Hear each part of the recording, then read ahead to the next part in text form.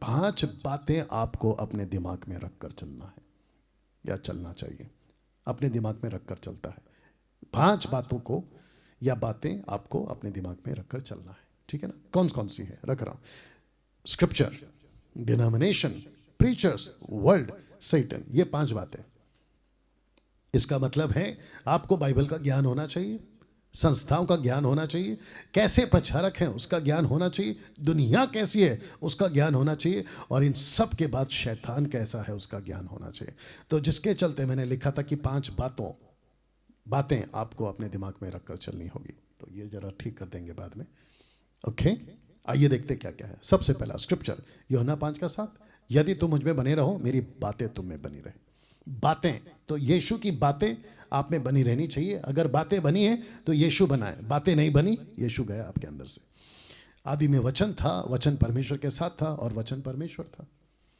या पहला पत्रस 1:23 और 25, क्योंकि तुमने नाशवान नहीं पर अविनाशी बीज से परमेश्वर के जीवते सदा ठहरने वाले वचन के द्वारा नया जन्म पाया है। क्योंकि हर एक प्राणी घास की नाई है और उसकी सारी शोभा घास के फूल की नाई है।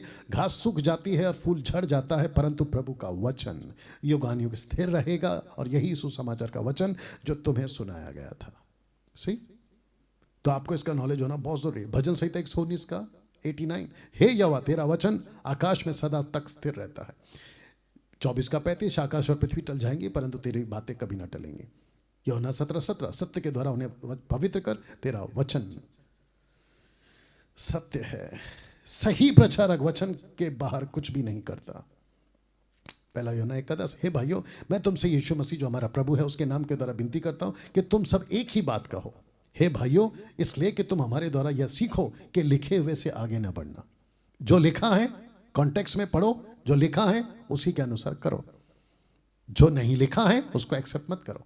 वो चाहे कितना भी अलौकिक हो, कितना भी सुपरनैचुरल हो, कितना भी मन को सुकून देता हो, कितना भी अच्छी फीलिंग कराता हो, गड़बड़ है। दूसरा, वक्त को ध्यान में रखते हुए, दूसरा डिनोमिनेशन। मेजर डिनोमिनेशंस को 3 हिस्सों में बांटकर देखना होगा: कैथोलिक, प्रोटेस्टेंट, पेंटिकॉस्टल, ब्रैकेट में कैरिस्मेटिक मूवमेंट। आपको इसको देखना होगा, यह आपको समझना होगा, इसकी नॉलेज रखना होगा। कैथलिक क्या है, प्रोटेस्टेंट क्या है, पेंटिकॉस्टल कैरिस्मेटिक लोग कौन है, इनका नॉलेज रखिएगा। जबकि मत्ती 16:18, और मैं भी तुझसे कहता हूं कि तू पतरस, मैं इस पत्थर पर अपनी कलीसिया बनाऊंगा, अधोलोक के फाटक उस पर प्रबल ना होंगे। तो यीशु से शुरू हुई थी कलीसिया। तो इसका मतलब क्या है? जैसा यीशु चाहता है वैसी कलीसिया होनी चाहिए, जैसा पवित्र आत्मा चाहता है वैसी कलीसिया होनी चाहिए। संस्था क्या चाहती है उसके मुताबिक नहीं।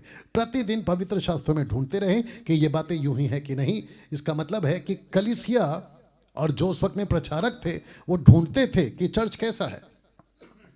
मैं चाहता हूं कि आप लोग भी आपके चर्च के पास्टर को चेक करो। बहुत ध्यान से सुनो इस बात को, और मैं आपको कह रहा हूं, ये लाइन को लिखो, दिमाग में रखो। अपने पास्टर को चेक करो, अपने प्रीचर को चेक करो, ऑनलाइन प्रीचर को चेक करो, मुझे तक को चेक करो, सबको चेक करो जो बाइबल पकड़कर बात करता है। और जैसे ही पता चला कुछ गड़बड़ है, टाटा बाय बाय नमस्ते, अनफॉलो अनसब्सक्राइब करो, क्योंकि खुद भी डूबेगा, आपको भी ले डूबेगा। वाह। तीसरी बात, प्रीचर्स 2 तरह के प्रचारक हैं, एक सही और एक गलत। आइए देखते हैं 2 तिमोथी 4:3, क्योंकि ऐसा समय आएगा कि लोग खरा उपदेश ना सह सकेंगे, पर कानों की खुजली के कारण अपनी अभिलाषाओं के अनुसार अपने लिए बहुतेरे उपदेशक बटोर लेंगे। और फिर नीचे कहता है, दुष्ट और बहकाने वाले, धोखा देते, धोखा खाते हुए बिगड़ते चले जाए। यहाँ पे 2 प्रीचर्स है, जैसे मैंने यहाँ पे लिखा, यहाँ 2 है, एक खरा उपदेश वाले और दूसरी कान की खुजली मिटाने वाले। आपके पास में कौन सा प्रीचर है? खरा, साउंड वाला, साउंड डॉक्ट्रिन वाला, जैसे मसीह मंथन लेकर चल रहा है। हम किस पे फोकस करते हैं? खरा प्रचार पे। मैं क्या प्रचार करता हूं? Sound doctrine. आपको कौन से प्रचारक पसंद है, खुजली मिटाने वाले या खरा प्रचार वाले? आप ही तय करो। वाह। बाइबल के बाहर प्रचारक जो ये सब सिखाते हैं, क्या क्या सिखाते हैं? मरियम गॉड है, ऐसों की तादाद 50% है। वन गॉड वाले प्रचारक जो नहीं मानते ट्राइयून गॉड को, ये भी है यहाँ पे। तीसरा, कल्ट ग्रुप्स, जवा विटनेस, जो कि मैंने कल बताया था, ओनली जीसस, मदर जेरूशलेम और मेनी अदर्स। और gibberish speaking groups gibberish speaking groups. या चौथा, वाटर बैप्टिज्म, जबकि होना चाहिए इसके मुताबिक, जबकि देते कहते कि पतरस ने यीशु के नाम से बपतिस्म, आउट ऑफ कॉन्टेक्स्ट है। पांचवा, salvation, once saved always saved, हम नहीं मानते।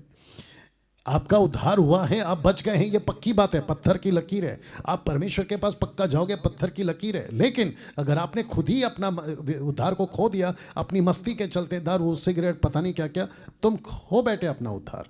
तो ये जो कॉन्सेप्ट है ना, वन सेव्ड ऑलवेज सेव्ड, ये बकवास है। छठवा, Holi spirit, welcoming Holi spirit का गीत गाना, गिफ्ट ऑफ होली स्पिरिट की बातें करना। गिफ्ट ऑफ होली स्पिरिट मतलब उसमें जिब्रिश आ गया, ठीक है ना। तो वेलकमिंग होली स्पिरिट में ना, रूहे पाक उतरा, हे पवित्र आत्मा उतरा, तेरी उपस्थिति आने दे। पागलों, थोड़ा दिमाग लगाओ। तुम किसको गा रहे हो, किसके सामने गा रहे हो? पास्टर डैनियल विश्वासियों के सामने तो गलत है, अविश्वास के सामने वो भी गलत है। क्यों? क्योंकि अविश्वासी के पास पवित्र आत्मा तब तक नहीं आता जब तक उसका उद्धार नहीं होता। तो विश्वासी और अविश्वासी के सामने गा के फायदा क्या? छूले छूले, भर ले भर दे, फिर से बरसा दे, और चाहिए और चाहिए, क्या बकवास है। पवित्र आत्मा का मजाक मत उड़ाया करो यार, थोड़ा दिमाग लगाया करो। सातवां, जुडियाज्म, यहूदीवाद, जो कि मैं बता चुका हूं।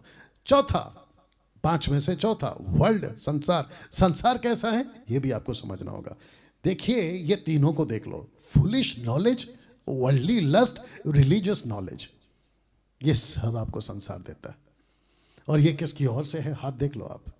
तो जिसके चलते मती 4 का 8 से 9 में, फिर शैतान उसे एक बहुत ऊंचे पहाड़ पर ले गया, सारे जगत के राज्य और उसका वैभव उसको दिखाकर उसे कहा, यदि तू गिरकर मुझे प्रणाम करे तो मैं ये सब कुछ तुझे दे दूंगा। जबकि नीति वचन 11 का 8 है, जो अपने धन पर भरोसा रखता है वो गिर जाता है, परंतु धर्मी लोग नए पत्ते की नए लहलहाते हैं। इसका मतलब है कि आपको संसार का ज्ञान मिलता है, फुलिश नॉलेज जिसको प्रभु कहता है, वर्ल्डली लस्ट यहाँ से मिलता है, रिलीजियस नॉलेज यहाँ से मिलता है। लकड़ी है, पत्थर है, आकाश है, धरती है, पानी है, चिड़िया है, जानवर है, कुत्ता है, बिल्ली है, सबकी आराधना करो। क्या बकवास है। जिसने इसको बनाया उसकी आराधना करो। या 1 कुरिन्थियों 3 का 19, क्योंकि इस संसार का ज्ञान परमेश्वर के निकट मूर्त है, यही तो बता रहा था। जैसा लिखा है कि वह ज्ञानियों को उनकी चतुराई में फंसा देता है। याकूब 3 का 15, ये ज्ञान वह नहीं जो ऊपर से आता है। जरा शब्द पे ध्यान देना कि ये ज्ञान ऊपर से नहीं, ये ज्ञान वो नहीं जो ऊपर से आता है, वरना संसारिक है। कौन सा संसारिक है?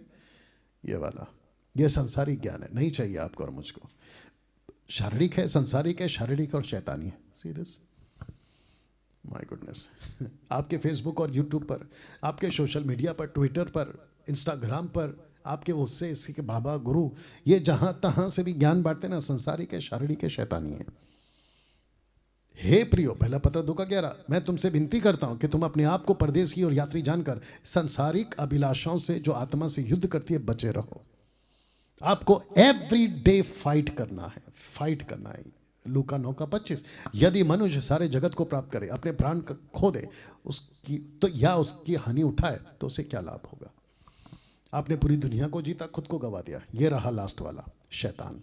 इसका भी नॉलेज होना चाहिए, सारे संसार का बरमाने वाला। प्रकाशित के 12 का 9, आपको क्लियर, क्रिस्टल क्लियर अंडरस्टैंडिंग या नॉलेज होनी चाहिए कि लूसीफर का एक ही काम है, संसार को बहकाना। That's it. यूहन्ना 4 का 30, यीशु कहता है संसार का सरदार आता है। 1 यूहन्ना 5 का 19, सारा संसार उसके वश में पड़ा हुआ है, देख लीजिए। You understand?